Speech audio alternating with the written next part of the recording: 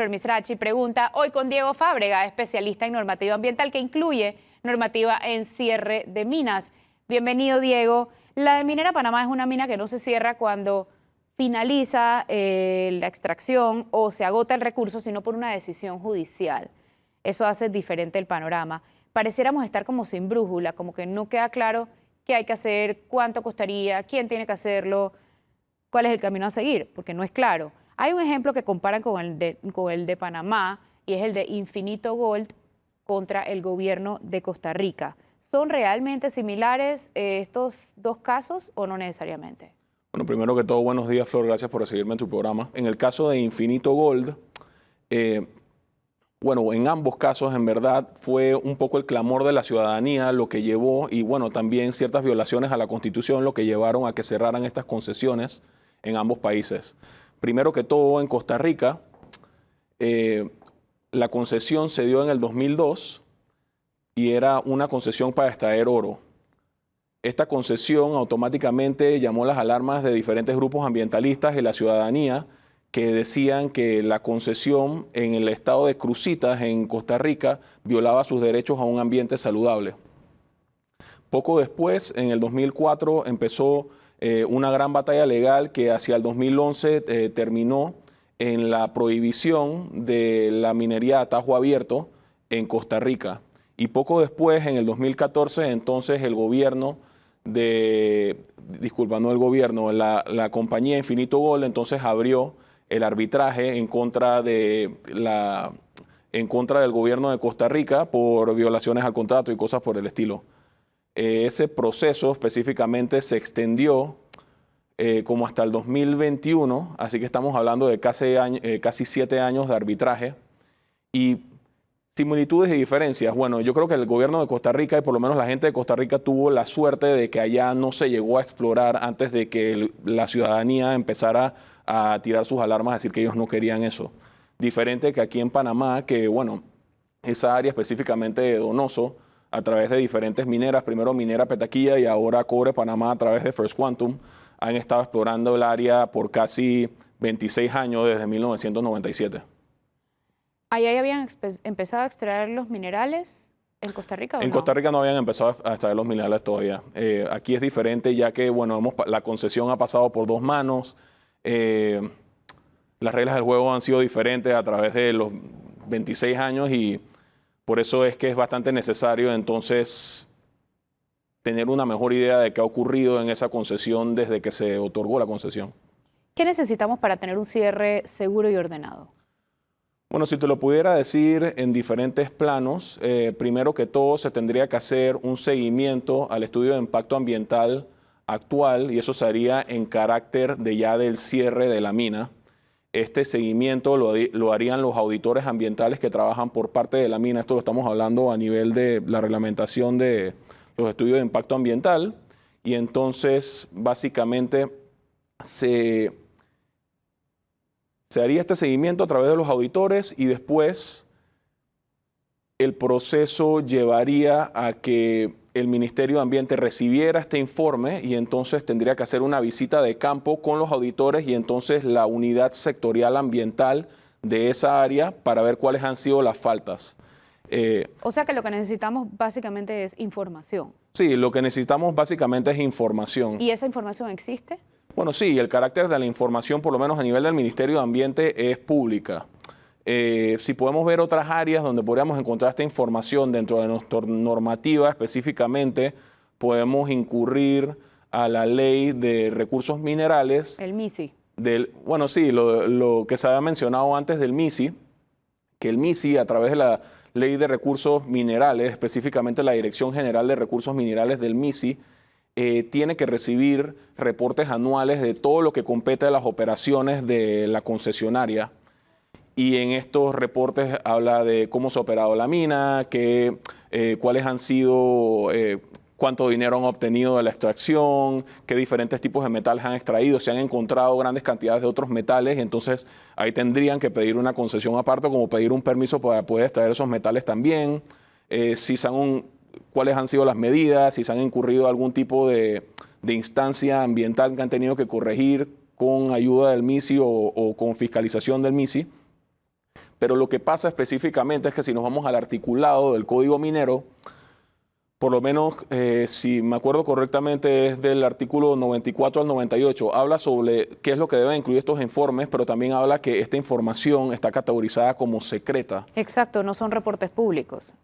Pero digo, también se podrían divulgar, dice ahí. Se podrían divulgar porque dice que podrían hacerse públicos. Entonces, como también hemos mencionado antes, yo creo que podría ser un buen acto, un acto de buena fe por parte del Ministerio de Comercio e Industria, ya que la concesión ya no existe porque el contrato de ley ha sido categorizado como inconstitucional, que no creo que habría un problema de que ellos hagan esos documentos públicos como para calmar un poquito también la tensión que existe ahorita mismo en la ciudadanía panameña.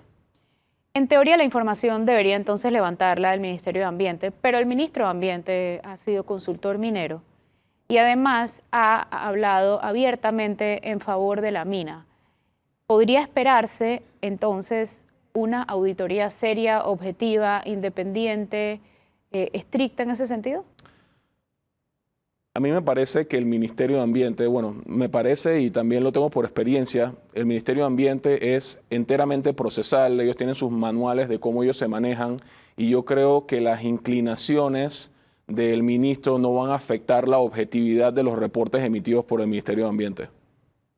Ok, vamos a un cambio, volvemos y seguimos hablando un poquito de cómo hay que cerrar una mina, quién debe hacerlo, cuánto cuesta, cuánto tiempo toma, etcétera. Ya volvemos, no se vayan.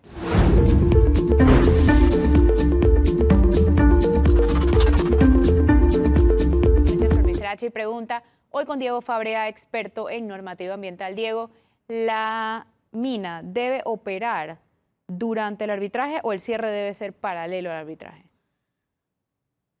Es que también cabe sacar a relucir que una cosa es un plan de cierre y otra cosa es un plan de remediación. Ahorita mismo estamos viendo el plan de cese de operaciones de la mina, o sea que la mina va a parar de operar en sentido de extraer el mineral que estaba extrayendo. En términos de que si la mina debe seguir operando mientras que nosotros estamos en un arbitraje a carácter de mantenimiento, es enteramente necesario, ya que se tiene que dar un monitoreo específicamente en puntos de gran vulnerabilidad ambiental como son los relaves.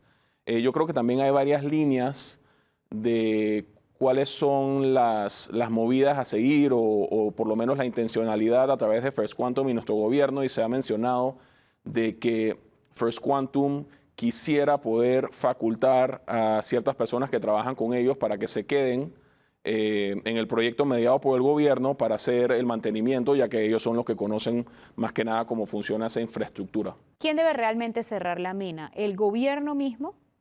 ¿Una empresa tercerizada o First Quantum? Es una gran pregunta. Bueno, primero que todo, si lo hablamos de una manera totalmente objetiva, debería ser First Quantum, ya que ellos son los que conocen su infraestructura, ellos conocen cuál es la tecnología que están implementando para las medidas de mitigación, extracción, cosas por el estilo. Pero si hablamos un poco de la licencia social que tienen actualmente en Panamá, no creo que el pueblo le gustaría mucho que First Quantum entonces consiguiera el contrato entonces para hacer la limpieza o la remediación de la mina. Definitivamente tiene que ser un proyecto que sea mediado por el gobierno y en general se debe traer algún tipo de consultoría externa, y ya lo he mencionado antes que específicamente este momento es un gran momento para que Panamá empiece a establecer buenas relaciones de diplomacia científica, de traer expertos de otros lados, de países que están mucho más fogueados en el tema de la minería. Si nos quedamos aquí en nuestro mismo patio, estamos hablando de lugares en Latinoamérica como Perú, como Ecuador, como Chile, y si nos vamos al otro lado del charco, podríamos estar hablando de China, de Australia, que tienen una gran carrera de extracción de minerales. ¿Lo óptimo sería que la empresa siga operando para poder costear el cierre de la mina o no? Es que también tenemos que poder bien definir lo que sería operar. Si siguen operando a un nivel de mantenimiento y no formalmente como First Quantum, pero si tienen algunos en sus empleados, yo creo que eso sería más factible que decir que la mina va a seguir operando en un carácter de mantenimiento en su totalidad y que no se va a empezar a llevar un proceso de remediación mientras que se encuentra el arbitraje andando, pues. porque ya entonces tenemos que empezar a ver, en base a la auditoría ambiental pendiente que se tiene que hacer, que lo tendrían que hacer los asesores ambientales de la mina facultados por el Ministerio de Ambiente para el plan de cierre. Ya basado en eso, entonces podríamos saber cuáles son las medidas de remediación que mejor se acoplarían específicamente a la situación dentro de la mina, que en verdad es bastante, la información, por lo menos la información oficial que tenemos en este momento es bastante difusa. Entonces, por eso necesitamos como poner un poquito las manos en la masa en ese sentido. ¿Generalmente las minas se abandonan o se cierran como deben cerrarse? Tiene que ver mucho con las disputas que están alrededor de estas minas, pues. Y también de qué tan viable o qué tanta intención tiene el gobierno que está manejando esa mina de llevar a cabo entonces el cierre apropiado de esa área.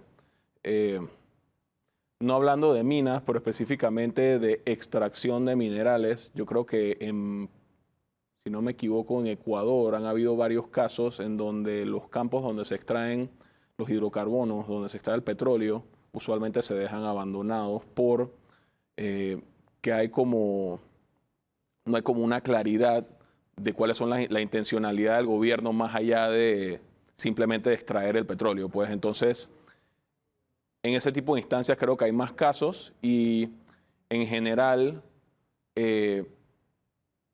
hay casos en que no se cierran bien, hay casos en que no se cierran en absoluto o hay casos en que se dan muy buenas medidas de mitigación, como hay bastantes estudios, digamos, en Australia, donde han hecho buena remediación de los relaves, han tratado de extraer la gran mayoría del material contaminado y entonces hacen estas áreas verdes, usualmente que están inundadas como si fueran lagos recreacionales. Pues entonces yo creo que hay un poquito de todo.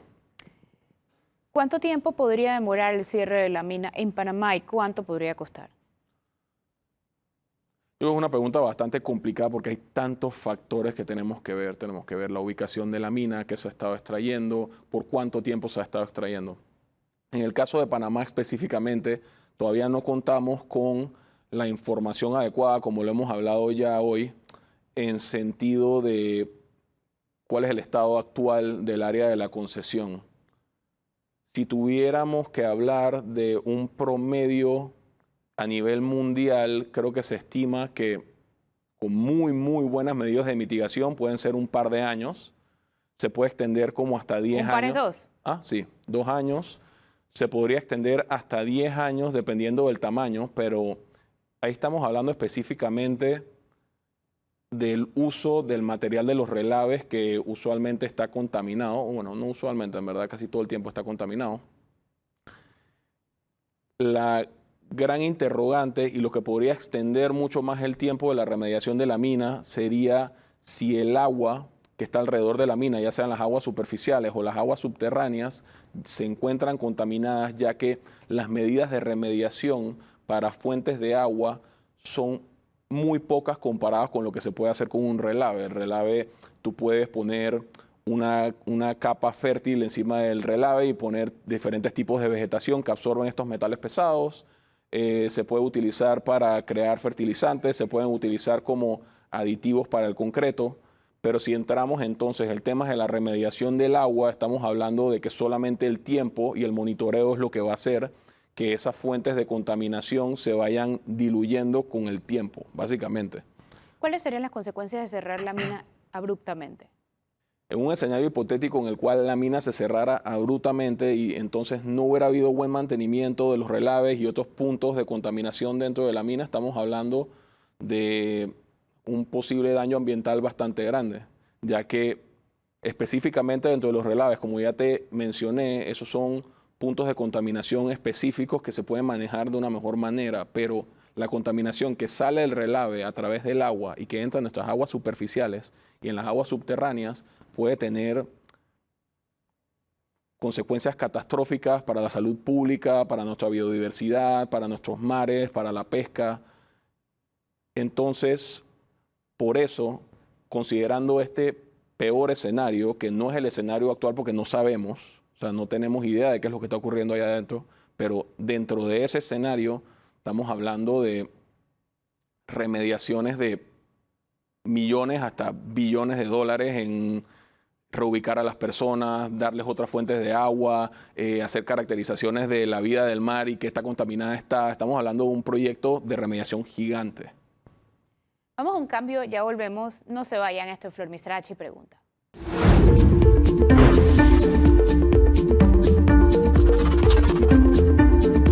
Ya de vuelta en Flor Misrachi Pregunta, hoy con Diego Fábrega, especialista en normativa ambiental, incluyendo cierre de minas. Diego, ¿hay manera de manejar una mina sin incurrir en daños al ambiente? ¿O eso es imposible? Es prácticamente imposible, Flor. O sea, uno no puede manejar una mina sin incurrir daños al ambiente, ya que básicamente la industria de la minería se categoriza como ganancia sobre ambiente. Por eso entonces se tiene que tener un gran control sobre las medidas de mitigación sobre el tiempo y cómo se está operando esa mina para poder reducir el daño ambiental lo más que se pueda y poder entonces hacer una remediación, no decir rápida, pero lo más expeditamente posible.